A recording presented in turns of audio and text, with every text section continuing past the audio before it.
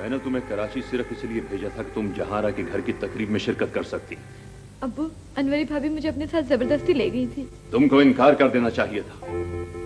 तुम अगर इनकार कर देती तो कमर की आज ये जुर्रत न होती कि मुझे इस किस्म का खत लिखता। उसने तुम पर यह इल्जाम लगाया है कि तुम अनवरी को बहकाने के लिए अनेक्सी आई थी। मैं जिस कदर तुम्हें खानदानी सियासत और परेशानियों से दूर रखना चाहता हूं, उसी कदर तुम मेरे लिए मुश्किलात पैदा कर रही हो। अब्बू, आपने कभी भी मुझे अनवरी भाभी से या ताया अब्बू के घर जाने से मना तो नहीं किया है? पिछली बार भी मंसूर की रवानगी के मौके पर मैंने तुमको भाई साहब के यहाँ नहीं भेजा था, याद है? जी अब्बू। ना तुम्हें भेजा था ना मैं खुद गया था। इसकी कोई वजह थी? क्या यह जरूरी है कि हर बात में मुंह खोल खोल कर तुमसे कहूं? क्या तुम इतनी भोली और नासमझ लड़की हो कि हालात का सही अंदाजा नहीं हो सकता? अब अगर अनवरी अपना घर उजाड़ कर यहां आई तो इसका जिम्मेदार मैं तुम्हें ठहराऊंगा।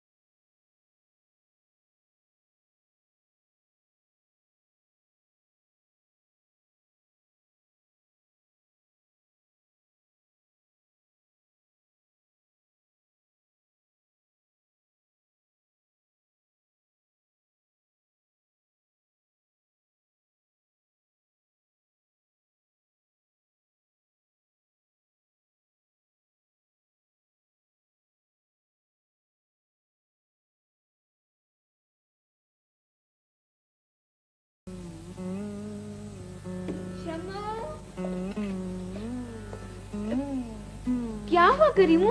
बीबी, आप लोगों ने 3 दिन से पूछा तक नहीं। पता नहीं शमा बीबी की क्या हालत हो रही है। करीमू, परसों तो मैं आई थी, जब तक तो शमा ठीक थी। बीबी, उसी दिन रात से शमा बीबी का मिजाज खराब है। लाहौर की कोठी छोड़कर अख्तर मियाँ ने अच्छा नहीं किया। इससे अच्छा तो शमा बीबी लाहौर में थी। इधर हरमेजी बुआ रोती फिर रहे, उधर शमा बीबी परेशान है। और साहब का गुस्सा तो इतना हो गया कि मैं बयान नहीं कर सकता।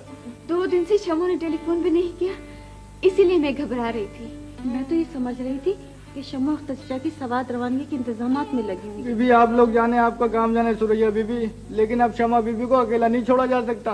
खुर्शीद बेगम साहब अच्छी भली यहाँ आ गई थी, वो खामखा कराची रुक गई। खैर, पप्पू को तो टेलीफोन मैं कर देती।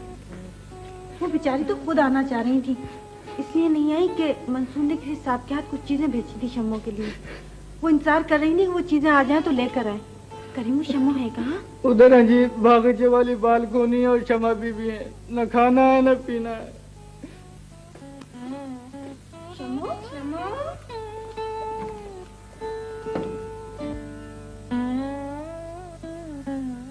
शम्मो, शम्मो। कौन है? हेलो हेलो, भाई मैं पाकिस्तान से मिसेस राशिद मुस्तफा बोल रही हूँ।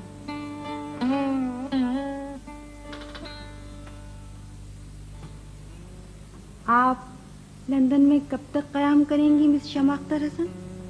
हर कैदी परिंदा अपने पिंजरे ही को दुनिया समझता है। ये नज्म में बातचीत कब से शुरू कर दी?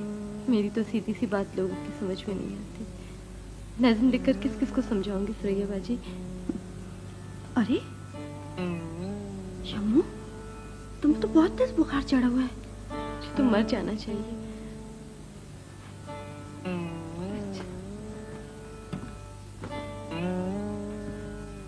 शम्मू, कराची में कोई बात हुई थी?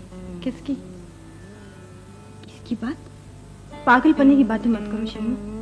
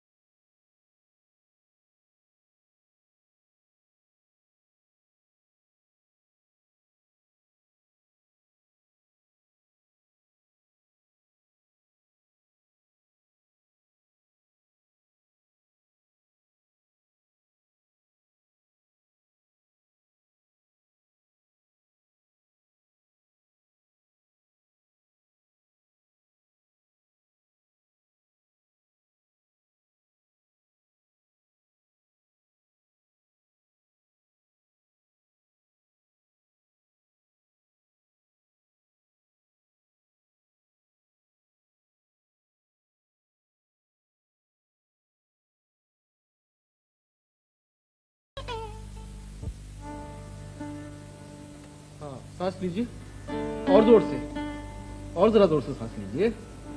अरे परेशानी की क्या बात है, सब ठीक हो जाएगा इंशाल्लाह। 2-3 दिन की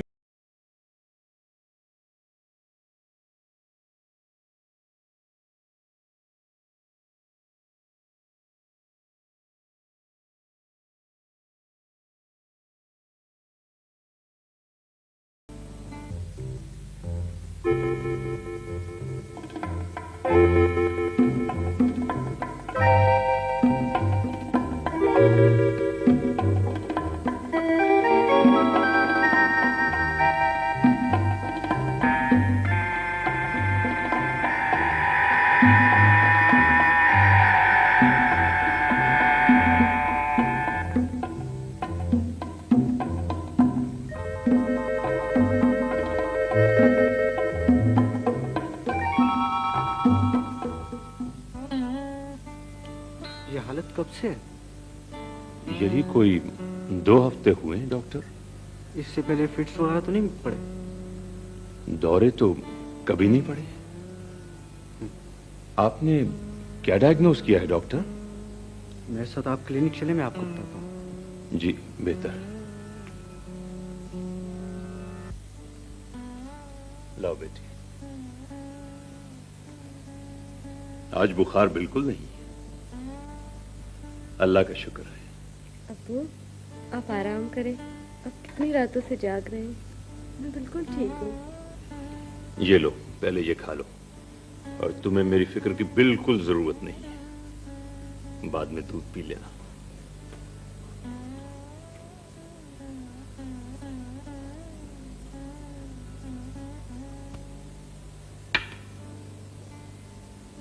अब्बू आप मुझसे नाराज नहीं है ना?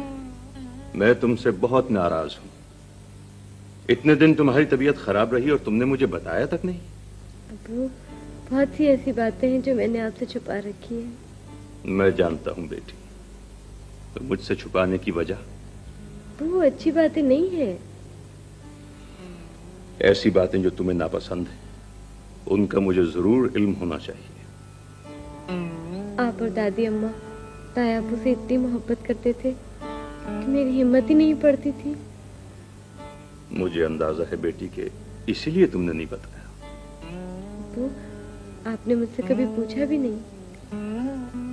मुझे एहसास है कि हम बाप बेटी से बहुत बड़ी गलती हुई।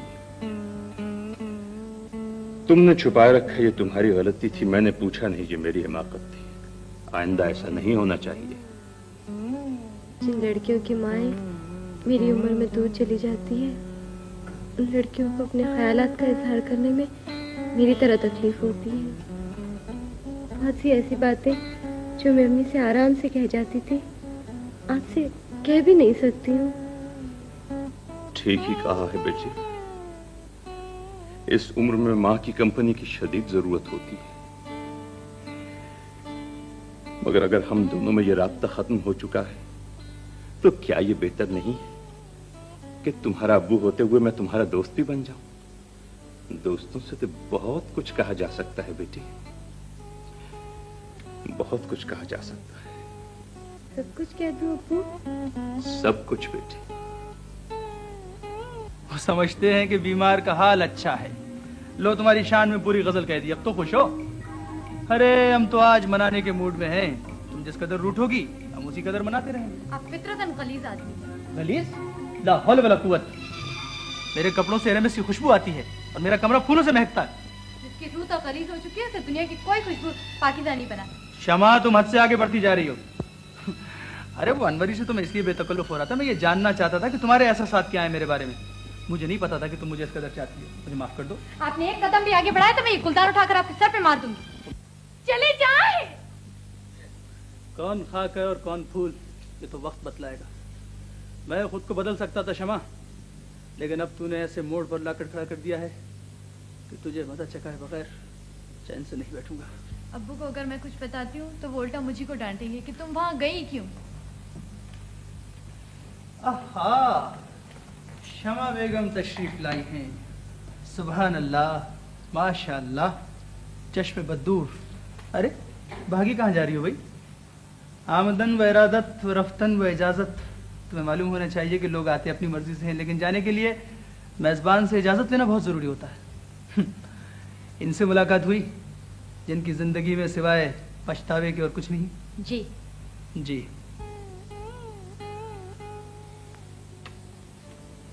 इतनी मुसीबतें तुम्हारे सर से गुजर गईं और मैं बाप होकर लाइल रहा। अब्बू, मेरा बहुत दिल चाहता था कि मैं आपको सब कुछ बता दूं, फिर ये सोचकर चुप हो जाती थी कि पता नहीं आप ताया अब्बू की मोहब्बत में मेरी बातों का शुरू से एतबार ही ना करें। एक बात पूछूं अब्बू? अब्बू, मैंने कमर भाई को कभी कोई खत नहीं लिखा। मैं शर्मिंदा हूं बेटी कि मैंने इस सवाल करके तुम्हारे एतमाद को ठेस पहुंचाई है। मुझे अब यकीन है कि वो खत भी साजिशों की एक कड़ी थी। हलीमा भाभी बारहा मुझे कह चुकी थी कि तुम कमर से शादी करना चाहती हो और मंसूर तुम्हें पसंद नहीं है। मुझे फिर यह भी झुंझुलाहट थी कि शायद मैं सिर्फ बिल्किस की वसीयत का एहतराम करते हुए मैंने मंसूर को तुम्हारे लिए सिलेक्ट किया है। मैंने तुमसे पूछा तो होता। इन तमाम बातों ने मेरे सोचने समझने की सलाहियत खत्म कर दी। मैंने अपने दिलो दिमाग से यह सवाल किए बगैर कि मेरी बच्ची ये गलती कर भी सकती है कि नहीं, तुमसे जवाब तलब कर लिया। गलती बड़ों से भी हो सकती है बेटी। मैं अपनी गलती का एतराफ कर रहा हूं। अब्बू, ये खत भेजा किसने है? अब तो इसमें कोई शक नहीं कि ये भेजने वाला कमरुल हसन ही है, क्योंकि खत के साथ एक बेनाम पर्चा था जिस पे लिखा हुआ था कि चंद वजूहात की बिना पर मैं आपकी और आपकी बेटी की इज्जत का तहफ्फुज कर रहा हूं, वरना मैं आप दोनों को आसानी से जलील कर सकता था। इसलिए मैं ये खत सिर्फ आप ही को रवाना कर रहा हूं। खैर, अब छोड़ो इन बातों को। तुम सो जाओ बेटी, आराम करो। शाबाश, शब खैर। करीमो, जरा लाइट ऑफ कर देना। अब्बू, आप आराम करें, मैं सो जाऊंगी।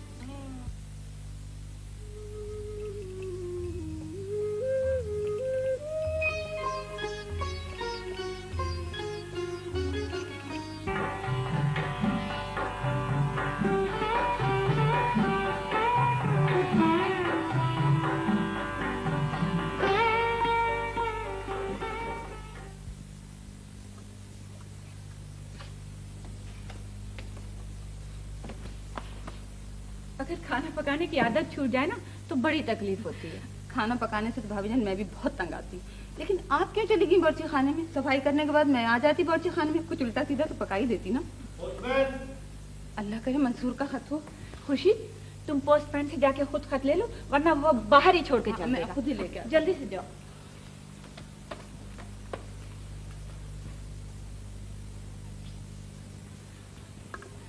भाभी जान, मंसूर का खत है। अच्छा, अल्लाह का लाख शुक्र है, मेरा बेटा कितनी जल्दी जल्दी खत लिखता है। जाओ तुम भाभी जान का हाथ बटा जाके।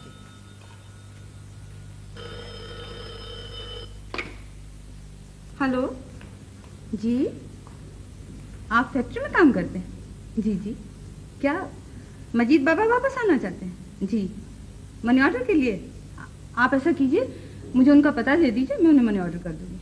हाँ हाँ, एक मिनट, आप मुझे उनका एड्रेस बता दीजिए। आप होल्ड करेंगे? होल्ड कीजिए जरा, मैं पेंसिल ले आऊँ। देखिए, बंद ना कर दीजिएगा।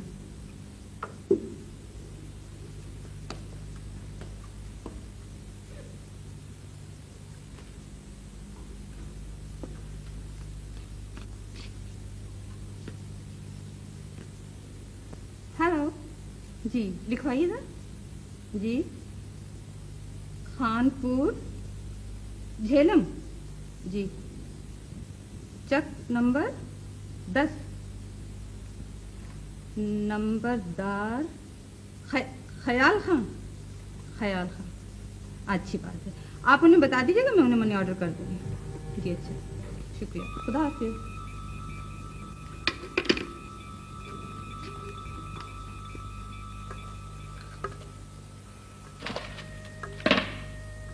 खत कहाँ गया?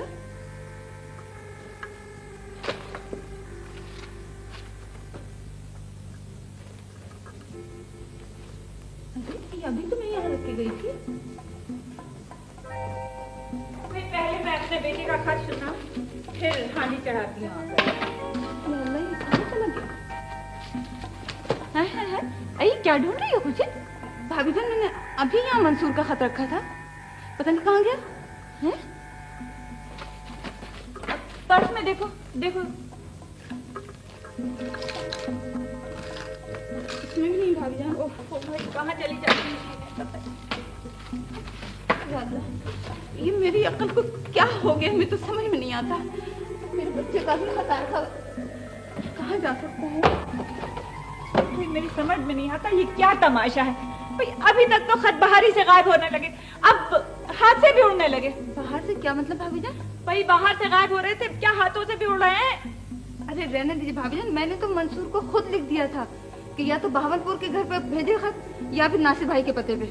उनको तो मैंने मना किया तो ऑफिस में ना भेजे, वो लाना भूल जाते हैं। भाई मैं क्या बताऊं, 2 महीने से सारे खत गायब हो रहे हैं, बिजली के बिल गायब हो रहे हैं, नासिर के और मंसूर के सबके खतूत गायब हो रहे हैं। मेरी समझ में नहीं आता ये क्या हो रहा है। परेशान हो गई भाभी जान, कहाँ जा सकता है? तुम लाइन में थी? भाभी जान, अभी तो 2 मिनट भी नहीं हुए, मैं वहाँ से लेके आई, यहाँ रखा और मैं टेलीफोन तो करने गई। फिर कहाँ? ये मेरे बेटे को खत। बच्चा रजब अली, जो काम तुमने ये किया है बेमिसाल किया है। हम बहुत खुश हैं। जीते रहो और खुश रहो। मियाँ जी क्या नाम के हम तो ऐसे ही काम करते हैं। वक्त हमारी नकल उतारो। ऐसे 2 झापड़ लगाऊंगा कि मजा आ जाएगा। मियाँ जी एक और तकदीर का लिखा हुआ जाली खत, अपनी तो तबीयत ही बेजार होगी मियाँ जी। बहादुर जी मियाँ जी। ये लो इसकी तनख्वाह।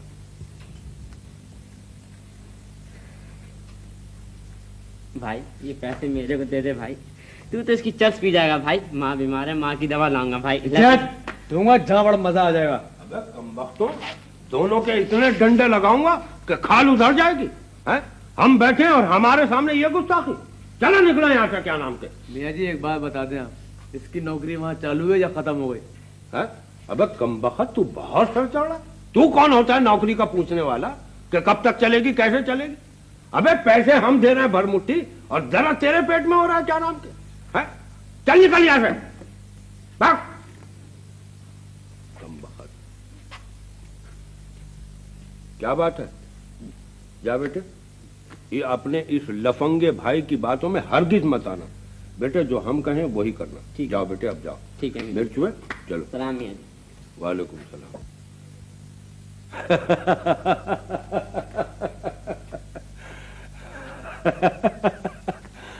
अरे पीर बख्श, अरे देख तो सही, क्या ही उम्दा काम हुआ है? अरे देख तो सही। ये खत तो उर्दू में लिखा हुआ है। मियाँ जी उर्दू में लिखा हुआ हो या अंग्रेजी में, मुसीबत तो मेरी है ना। अंग्रेजी में लिखा हुआ आता तो पढ़वाता पिटा फुटपाथ के लोगों से, और क्या। आपका क्या जाता मियाँ? अरे क्या बात है, आज तुम सबका मिजाज तानाशाही क्यों होता चला जा रहा है? कमबख्तों को रोटियां लग गई हैं। मियाँ जी खुदा को मुंह दिखाना है, गुनाहगार बंदा बहुत कुछ करता है। मैं तो देख रहा हूँ मियाँ जी कि 1 गुना 2 गुना कुछ नंबर बढ़ता ही जा रहा है मियाँ जी। क्या वो खत काफी नहीं मियाँ जी जो मंसूर की माँ की तरफ से आपने मंसूर को भिजवाया? खत नहीं है मियाँ जी, वो बम का गोला है, बम का गोला मियाँ जी। और सच्ची बात तो यह है मियाँ जी कि आज के जमाने का कौन सा ऐसा लड़का है मियाँ जी जो मजनू की तरह रोता फिरेगा? खत पढ़ते ही कर लेगा किसी मेम से शादी, बस, और क्या। देखो पीर बख्श, हम अपने किसी काम में ज्यादा दखल दर माकूलात पसंद नहीं करते हैं। ज्यादा जबान चलाई तो कमबख्तों ये समझ लेना कि पुलिस का हाथ सबसे पहले तुम्हारी गर्दन की तरफ बढ़ेगा। नजर भी तो ये आ रहा मियाँ जी, और रोना किस बात का है? अरे क्या बात है पीर बख्श? अरे बच्चे हमसे बहुत नाराज है। अरे बच्चे, अब हिम्मत हार रहा है जबकि लबेबाम 2-4 हाथ रह गए हैं। जरा गौर तो कर, सोच तो सही। अरे बुरे हैं भले हैं तेरे बहनोई हैं।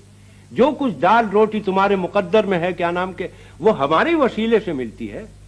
अरे बेटे वो दिन दूर नहीं जब हम अपने पढ़े लिखे दुश्मनों को दिखा देंगे कि जिन्हें तुम जाहिल और फरसूदा ख्याल करते हो, क्या नाम के, वो इतने अकल से चौपट भी नहीं है। तू ये सोच कि कितनी बड़ी खानका तामीर होगी उस 4 एकड़ जमीन पर जो हमने तुम्हारे वास्ते अलॉट कराई है।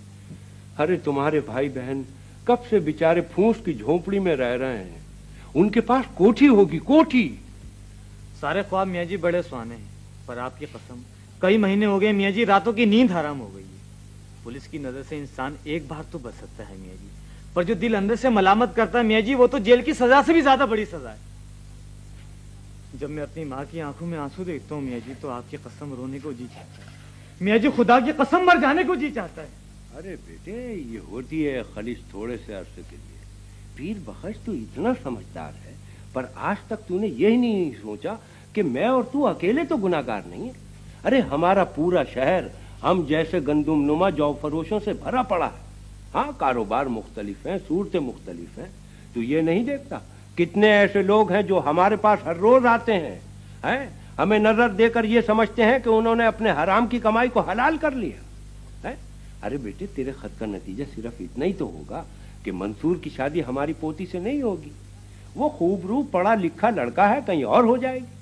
हाँ, उस बच्ची की शादी हमारे कमर मियाँ से होगी तो बेटे बहुतों का भला होगा। आजा बच्चे आजा, लिख क्या नाम के ये आखिरी खत है, शतरंज का आखिरी मोरा। अरे कौन जाने के शिकिश किसके मुकद्दर में है। देख तो सही कैसा बेमिसाल खत है। एक लड़की नौशाबा का जिक्र है जो मंसूर की दौलत है। छोटा सा खत है, जरा उजलत में लिखा गया। अच्छा ले, पढ़ ले, तू खुद ही पढ़ ले।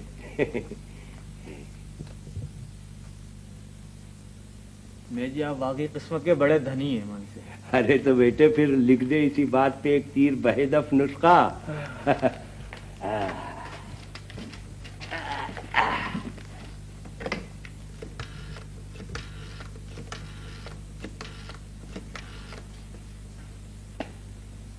हेलो। अरे अपने नाना की जान कमरू। अरे बेटे, और कितना तरसाओगे है? अरे अपने बूढ़े नाना को सूरत नहीं दिखाओगे बेटे? अरे बेटे, हमने इतना ही तो कहा था कि तुम्हारे सितारे नहीं मिलते अनवरी से, और तो कुछ नहीं कहा था। वाकई उसका सितारा मुझसे नहीं मिलता। हाँ नाना मियाँ, आप ठीक कहते हैं। हाँ, खाना पकाना तो वो जानती नहीं है, बदतमीज और बेअदब हद दर्जे की है। हमेशा मुझे ताना देती रहती है कि मैं डिप्टी कमिश्नर की बेटी हूँ, बीए कर रखा है मैंने, और मुझे जाहिल समझती है। हाँ नाना मियाँ, नहीं चलेगी गाड़ी, आप ठीक कहते थे। अच्छा, हाय हाय हाय हाय हाय नाना मियाँ, ये किस बुते काफिर का नाम ले दिया आपने? अरे वो शमा की बच्ची तो नाक में मक्खी नहीं बैठने देती, बड़ी संगदिल है वो। अच्छा, आपको एतबार है नाना मियाँ? अच्छा, बनेगा काम? चलिए यूं ही सही, तो थोड़ा सा इंतजार किए लेते हैं। हाँ, आज मैं क्या कर रहा हूँ? आज तो नाना मियाँ मैं अपनी उस उजड़ी हुई एनेक्सी को दोबारा आबाद कर रहा हूँ। मुजरा है आज यहाँ, आइएगा ना?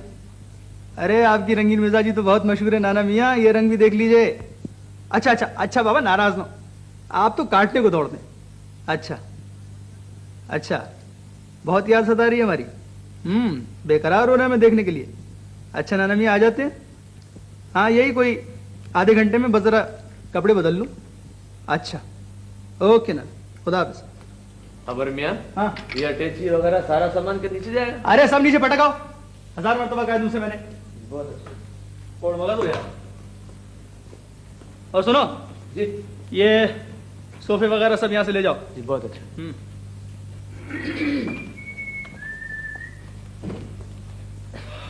तुम अपने हवासों में रहना।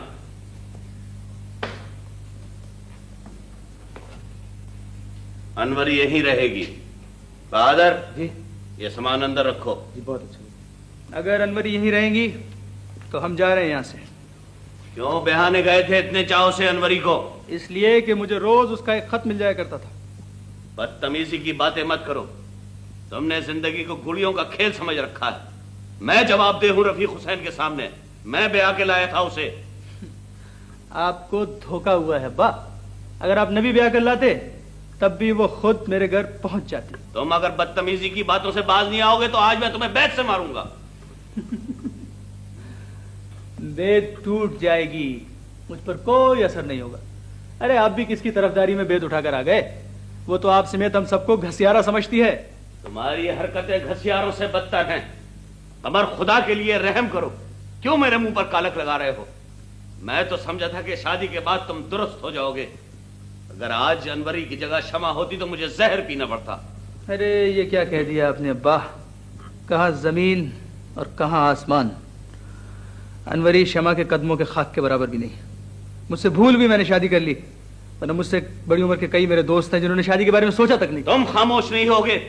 तुमने शादी को गुड़ियों का खेल समझ रखा है, ना मकूल कहीं के। अनवरी इसी एनेक्सी में रहेगी। मैं उसका सामान वापस भेज रहा हूं। अब मुझसे मजीद रुसवाइयां बर्दाश्त नहीं की जाएंगी। अब्बा, मेरे अच्छे अब्बा, अब्बा मियाँ, अब्बा बात सुने ना, आप नाराज हो जाते हैं हमसे। अब्बा 1000 रुपए दे दीजिए ना। तुम बहुत बेहिस हो कमर। 3 महीने बाद जमीन की रकम हाथ आएगी। जब तक घर की दाल रोटी चल जाए तो गनीमत समझना। मैं तुम्हें 1000 रुपया लाकर कहां से दूं?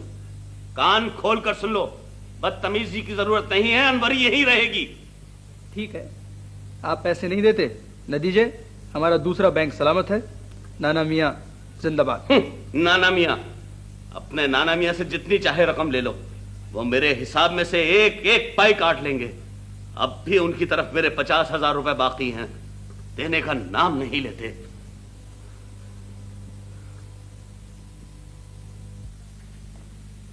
पैसा नाना मियाँ, पैसा। मेरी तौबा, अब तो जो आप कहेंगे वही होगा। मजाले बगौल आपके पटरी से उतर जाऊं, लेकिन 1000 नाना मियाँ। अरे बेटे 500 रुपए ले लो। मुझसे सौदेबाजी तो नहीं चलेगी नाना मियाँ। 1000 पूरा। अरे बेटे तेली जोड़े 12 बार, कुप्पा लुढ़के एक ही बार। बड़ी बेदर्दी से रुपया फूंकते हो कमर बेटे। अरे बेटे ये भी तो देखो, हम कौड़ी अपने ऊपर खर्च नहीं करते, साल में 2 जोड़े गाड़े के। साल में 2 जोड़े गाड़े के, लेकिन वास्कट पहनते हैं रेशमी। अरे बेटे ये तो हमारे अब्बा मरहूम की निशानी है, क्या नाम के, इसे कैसे जुदा कर सकते हैं? हाँ, अब्बा मरहूम की निशानी है। यहाँ पर कोई ऐसी चीज है जो किसी न किसी मरहूम और मगफूर की निशानी ना हो? बाघ के चक्कर में फंसे हैं, वो भी नवाब शमसुल हसन मरहूम का। क्या खबर जो नजराने आते हैं वो भी किसी मरहूम की फातिहा का माल ना हो।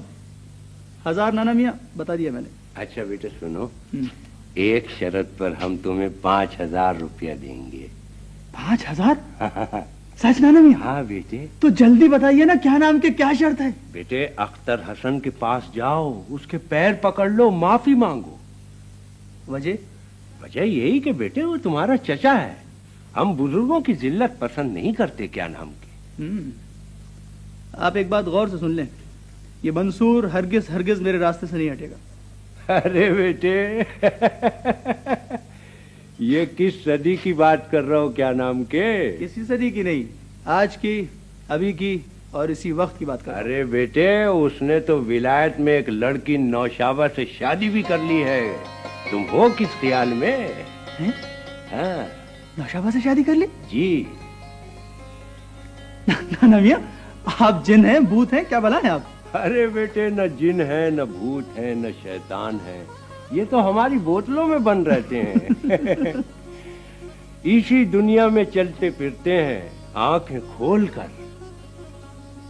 आपको पता कैसे चला नाना मियाँ? ये खबर गलत होगी। अरे बेटे सांच को आँच क्या। नासिर अब्बास के घर टेलीफोन कर डालो खैरियत का।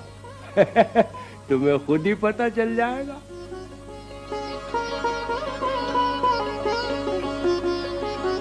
कमरू बच्चे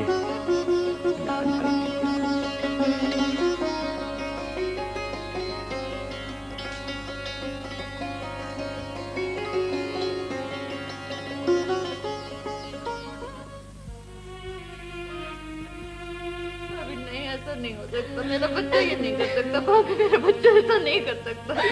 नहीं ऐसा कर दो भाभी। ये खत तुम्हें मिला कहाँ से? बेगम साहब जब मैं बाहर गया ना तो गमले में ये खत पड़ा हुआ था, मैं खट से उठा ली। चलो जाओ जाओ अपना काम करो।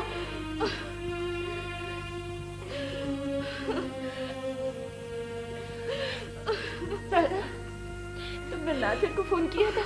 नहीं कर दिया था। जब गुम हो गया था तो ये क्यों मिला? फिर मुझे खत गुम ही रहता तो अच्छा था ना भाभी। ये 13 तारीख का चला हुआ खत। 3 महीने हो गए मेरे बच्चे का। क्या हुआ? क्या हुआ?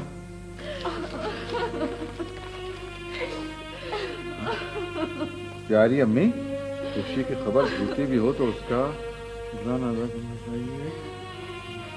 अख्तर साहब खुद को बड़ा पहुंचा हुआ वकील समझते हैं, मगर उन्हें पता होना चाहिए कि हमारे सर में भी सोचने समझने की सलाहियत मौजूद है। मैंने आपकी और अपनी जिल्लत का बदला लेने के लिए परसों नौशाबा से शादी कर ली। नासिर भाई ये सब क्या हो रहा है? ये सब क्या हो रहा है नासिर भाई? ये सब क्या हो रहा है? क्या हो रहा है? इन हालात में तो मंसूर अख्तर को गलत समझ सकते। क्या खबर कि नौशाबा उसे मुद्दतों से घेरे हुए हो। भाई वो ऐसी लड़की तो नहीं लगती थी। तुम लोग तो कुएं के मेंढक जैसी जिंदगी बसर कर रहे हो। तुम्हें क्या इल्म है कि दुनिया किस जगह पर चल रही है? ये नया खत? नहीं, ये वही खत है जो खो गया था, आज मिला है। खैर अब बहुत रोने धोने की जरूरत नहीं है। मैं अभी लंदन के लिए कॉल बुक कर रहा हूँ। चुप हो जाओ, खामोश। शाबाश शाबाश, चुप हो जाओ। क्या कर... ताहिर की बात हो चुकी है। मंसूर को हॉस्टल छोड़े हुए भी ये दूसरा हफ्ता है। वो लंदन में तो होगा। भाई लंदन से बाहर गया हुआ है। कहाँ गया है? मुझे पता होता तो बात ना हो जाती।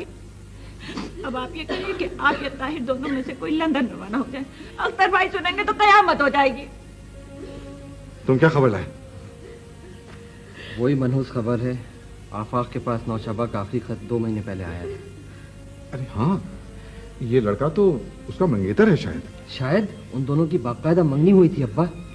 आखिरी खत जो नौशाबा ने लिखा उसमें उसने अपने वालिद की बीमारी का जिक्र किया है और लिखा है कि उसके वालिद लंदन आए हुए हैं इलाज के लिए। बस। बेटे तुमने क्या किया? महमूद कहाँ छोड़ के चले गए तुम मुझे? कहाँ छोड़ के चले गए? मैंने 20 बरस तुम्हारे बच्चे की खिदमत की। उसका ये इनाम मुझे नहीं चाहिए। ऐसा सिला मुझे नहीं चाहिए। मुझे नहीं चाहिए।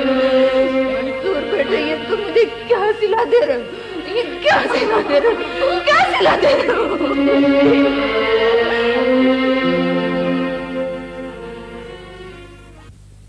स्वात आप कल तशरीफ ले जा रहे हैं?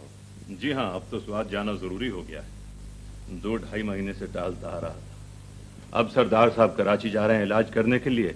अब तो स्वाद जाना ही होगा। वैसे आपकी मौजूदगी से शमा की तन्हाई का मसला जरूर हल हो गया। इत्मीनान से जाइए, अजरा तो रहेगी यहाँ। हमारी बेगम को भी शमा की सूरत देखे बगैर चैन नहीं आता।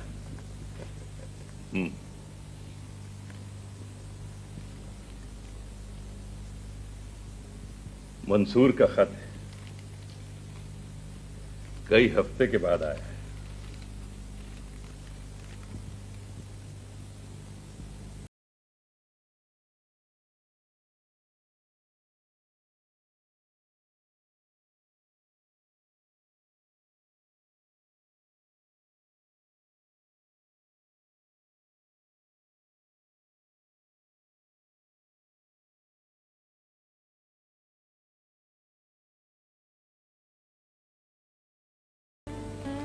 आप तशरीफ रखिए, मैं जरा कराची अभी फोन करके आया।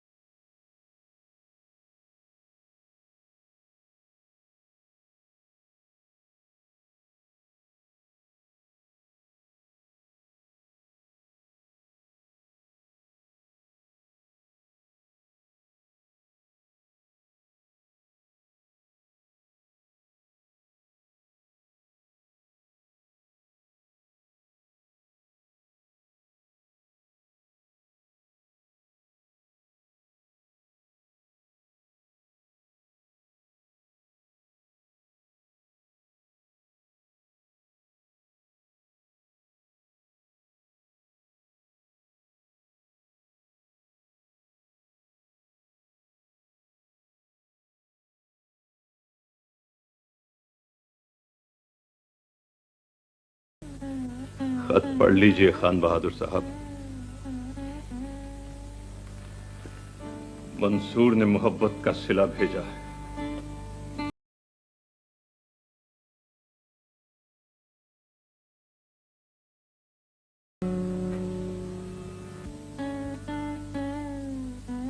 हर चीज जो चमकती है सोना नहीं होती बेटी।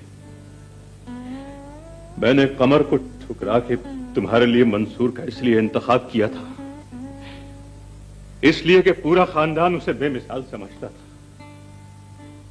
उसने सबूत दे दिया है कि वो मोहब्बत में बेमिसल है, तो नफरत और इंतकाम में भी उसका कोई सानी नहीं। बहुत अच्छा हुआ है कि अभी सिर्फ मंगनी हुई है।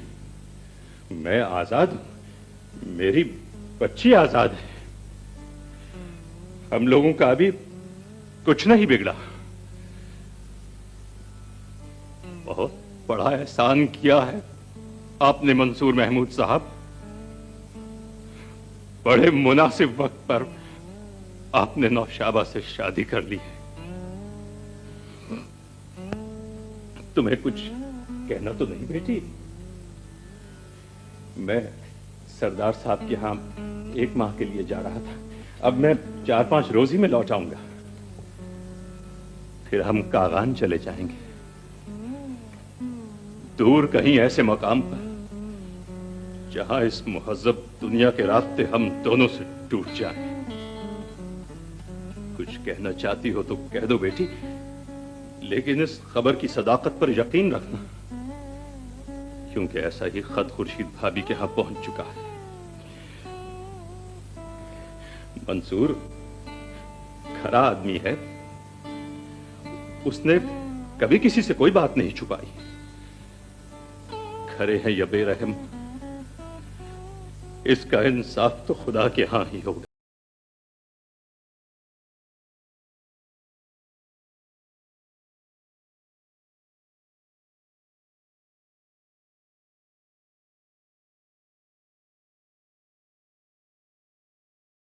आ गया यकीन।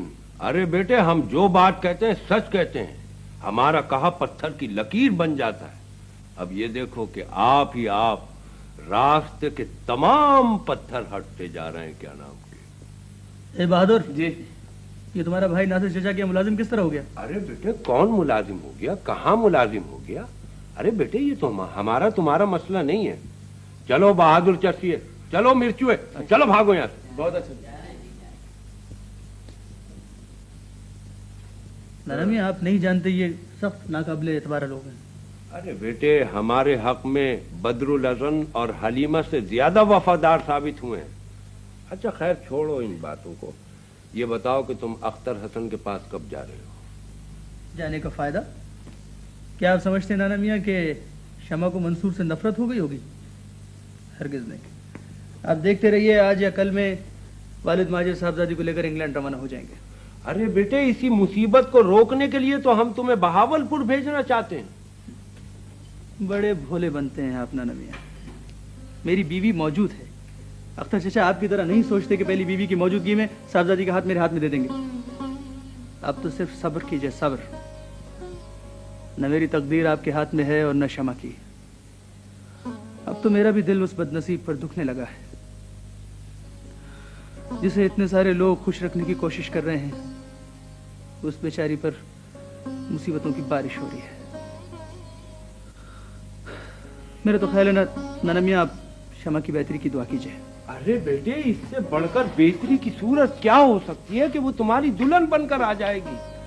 समझते ही नहीं हो क्या नाम के? अपने बाप की तरफ कूड़ मख्त बनते चले जा रहा हो। अच्छा बेटे छोड़ो, अब तुम घर जाओ और हलीमा को मेरे पास भेजो। मैंने अनवरी को पोस्टने से फुर्सत होगी अरे तो भेज देंगे। अनवरी की बच्ची तो इसी काबिल है, इसी लायक है। हमारे कमरों को बेसुकून कर दिया। क्या नाम? अरे मुझे समझ क्या रखा है कमर? तुम समझते हो मैं जाहिल औरतों की तरह बैठकर आंसू बहाऊंगी? हरगिज नहीं। दुनिया बहुत बड़ी है। तुमको भी दिन में तारे ना दिखा दिए ना तो मेरा नाम भी अनवरी नहीं। अरे एक तार नहीं छोड़ूंगी। तू यहाँ काय को लरज रही है खड़ी हुई? चल जाके किश्ती देकर आज के सामने पटक या जाके जा जल्दी से। अरे मैं यहीं पे बैठी हुई हूँ, मरी क्यों जा रही है? तेरे साहब ही कह गए थे जब तक मैं आऊं नहीं तुम यहाँ से हिलना जुलना नहीं है, कहीं जाने ना पाए। आज तो मेरे को दुल्हन बीबी मारेगी जरूर बहन साहब, मेरे को नहीं भेजा। अल्लाह कसम बहन। फिर वही टक्कर की तूने। चल जाके जा जा ऐसे खाना देकर आ। अरे दरवाजा खटखटा के दे दे उसको। चल। अल्लाह बड़ी मुश्किल आ गई मेरी तो।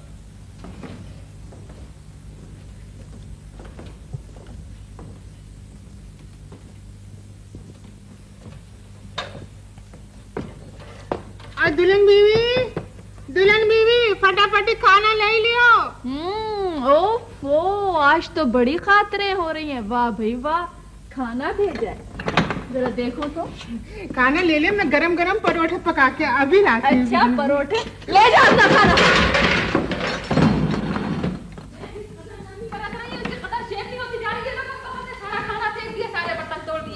अरे एक एक प्लेट का हिसाब अगर तेरे बाप से ना पैसा वसूल किया हो ना, मैंने तो तेरा नाम पलट के रख दूंगी मैं तेरा। तुमने समझा क्या है? मेरे साथ की बच्ची तो होती कौन है? लुटी देख लो अपनी कहीं की बहू के कत्तू की। देखो बर्तन फेंक दिए, सब खाना फेंक फाक के रख दिया, सबको उतार के रख दिया। तुम तो अब भी यही कहना कि हलीमा तुम झगड़ा फसाद खड़ा कर देती हो। अरे मुझसे कसम ले लो, जो मैंने सुबह से एक भाप भी निकाली हो अपने मुंह से। चलो तुम अंदर जाओ, अंदर जाकर बैठो। लो और सुनो, अभी मुझे डांटते हुए चले आ रहा है। अरे मरे को मारे शामदार, तुम भी हमेशा मेरी गर्दन दबाने के लिए। चलो चलो चलो चलो, जा रहे हैं, खुद जा रहे हैं। जल्दी शब्बो, तुम भी यहाँ से। बेटी अनवरी, अपनी जिंदगी और मेरे बुढ़ापे पर तरस खाओ। मैं कब्र का तरफदार नहीं, उसकी बदमिजाजी और गुस्से ने सबसे ज्यादा जख्म अपने बाप के दिल पर लगाए हैं। अगर तुम जरा सा अपना मिजाज बदल लेती तो कब्र ठीक हो सकता था। इस धोखे में मत रहिएगा अब्बा कि कमर बदल सकते हैं। बेटी जरा दरवाजा तो खोलो, मैं तुम्हें प्यार और मोहब्बत से समझाऊंगा। तुम्हारी जिद और बचपने ने कल कमर को उस मंजिल पर पहुंचा दिया है। अगर इस वक्त मसलहत और दूर अंदेशी से काम नहीं लिया गया तो कमर को वापस लाना नामुमकिन होगा। जरा मेरी बदनसीबी पर गौर करो। इन गुनाहगार आंखों ने आज तक किसी शराबी को नशे में धुत इतने करीब से नहीं देखा। कल रात जब पहली बार मैंने किसी बहके हुए अंधे आदमी को देखा तो अपनी घर की चार दीवारी के अंदर मेरा अपना ही बेटा था। आप बहुत भोले हैं अब्बा। इस घर में शराब के दौर तो न जाने कब से चल रहे हैं। ये तमाशा यहाँ के लिए नया नहीं है। बेटी, मैं तुम्हें नया घर ले दूंगा जहाँ मेरी और हलीमा की तुम पर परछाई भी नहीं पड़ेगी। हाँ, परछाई भी नहीं पड़ेगी। खाए जाओ जूतियाँ, करे जाओ खुशामदें। अरे तुम्हारी तकदीर ही फूटी है तो मैं क्या करूँ। बहन से ये दुल्हन बीवी घर जाके अपना हक महर मांगेगी। और क्या कमबख्त का 50,000 का मेहर बनवाया है। इसीलिए तो तेरे साहब सुबह से गए वैसे वकील के कने। बेटी, कमर को माफ कर दो, वो ठीक हो जाएगा। जरा सब और हिम्मत से काम दो। महीना 2 महीना एक दूसरे को समझने के लिए नाकाफी है। अरे छोड़ो जी, तुम किस पत्थर के आगे अपना सिर फोड़ रहे हो। ठहरो मैं देखती हूँ जरा इन्हें। आपको बहुत हो गई। तुम यहाँ से हटो, तुम यहाँ से हलीमा पलीमा मत करो। हटो यहाँ से, मैं देखती हूँ मेम साहब को। अनवरी खोल दरवाजा। मेरी बात मानो हलीमा। खोल दरवाजा अनवरी, खोल जल्दी। झगड़ा बढ़ाने की जरूरत नहीं है हलीमा। कहाँ है ये? अरे है कमर के ऊपर, वो मैं निकल गई दरवाजे से। अरे वो दरवाजे, ये दरवाजे में खुली पड़ी है। अरे वो तो सारे जेवर भी ले गई। सारे जेवर ले गए कमर के अब्बा, हम लुट गए। तुमने मुझे कहीं का नहीं रखा। हाय मेरी तकदीर, ये भी मेरा कसूर निकल आया। शमा, एक पढ़ी लिखी और मॉडर्न लड़की की सबसे बड़ी खुसूसियत ये होती है कि वो जिंदगी की तब्दीली और हालात के नएपन को वक्त का तकाजा समझकर एक पढ़े लिखे बाशऊर मर्द की तरह कबूल कर लेती है। अब अनवरी को देखो, किस मजे से उसने कमर से शादी की और कितनी आसानी से उसे छोड़ने पे तैयार हो गई है। आप कहना क्या चाहते हैं ताहिर भाई? शम्मो, मंसूर ने हिमाकत कर ही ली है तो मेरा मतलब है अगर तुम भी, तो मैं भी खुद को बदल लूं और अपनी बेबसी का एतराफ इस तरह कर लूं कि इंतकाम के तौर पर मंसूर से नफरत करना शुरू कर दूं, हुमायूं जान की मोहब्बत को बिल्कुल भुला दूं। ये मुझसे नहीं होगा ताहिर भाई। ऐसा भी तो हो सकता है कि मैं मानी जान को मंसूर से छीन लूं और मुझे पता है हुमायूं जान मेरा साथ देगी। तुम शमा, तुम जज्बाती हो रही हो। या तो तुम मेरी बात समझ नहीं रही हो या सिरे से समझना ही नहीं चाहती हो। तुम खुर्शीद पप्पू के सारी जिंदगी नहीं गुजार सकती शम्मो। कमाल है ताहिर भाई, मंसूर नहीं होगा तो जैसे मेरा जिंदगी गुजारना मुश्किल हो जाएगा। मंसूर से सिर्फ मेरा एक रिश्ता टूटा है और वो भी शायद इसलिए कि ये बंधन नया था और मंसूर खुद इसे एक कमजोर बंधन समझते थे। अम्मी ने मुझसे दूर जाकर मुझे जिंदगी गुजारने का एक नया सबक सिखाया है और मैंने अपनी जिंदगी गुजारने के बहुत से उसूलों को बदल दिया है। ये भी तो ज़रूरी नहीं कि जिसको मैं चाहूँ और जिसको मैं पसंद करूँ वो ज़िंदगी भर मेरा हाथ थामे बैठा रहे। ये भी तो हो सकता है कि वो मुझसे इतनी दूर चला जाए कि उसका वापस आना भी नामुमकिन हो जाए। क्या मैंने अम्मी और दादी अम्मा की मोहब्बत को छोड़ दिया? नहीं शमा नहीं, तुम ऐसा हरगिज न करना। मंसूर बिल्किस चची और दादी अम्मा जितनी मोहब्बत का हकदार हरगिज नहीं है। वो नहायत बेरहम इंसान है। आप ऐसा क्यों चाहते हैं ताहिर भाई कि मंसूर मुझ पर रहम करे, तरस खाए? खुदा मेरे अब्बू को सलामत रखे। ऐसे हजारों मोहब्बत और हजारों रिश्ते में अपने मेहरबान बाप की खातिर कुर्बान कर सकती हूँ। आप तो बहुत साफ को और सच्चे आदमी समझे जाते हैं। आप मुझसे ऐसी गोलमोल बातें क्यों कर रहे हैं? सुन लीजिए ताहिर भाई, आप यही जानना और मालूम करना चाहते हैं ना कि मैं मंसूर से कितनी मोहब्बत करती हूँ, ताकि मेरे इस मोहब्बत के नजराने को लेकर आप मंसूर की तलाश में निकले और उनसे मेरे लिए मोहब्बत की भीख मांगे। ये नहीं होगा ताहिर भाई, ये नहीं होगा। लीजिए ये मोहब्बत की मंगनी की झूठी निशानियां। हो सके तो अपने दोस्त को वापस कर दीजिएगा। मुझे किसी की भी जरूरत नहीं। मेरा बाप मेरा दोस्त है और वो मेरी मोहब्बत का तलबगार। मुझे उनके सिवा किसी की भी जरूरत नहीं है, किसी की भी जरूरत नहीं है, किसी की भी जरूरत नहीं।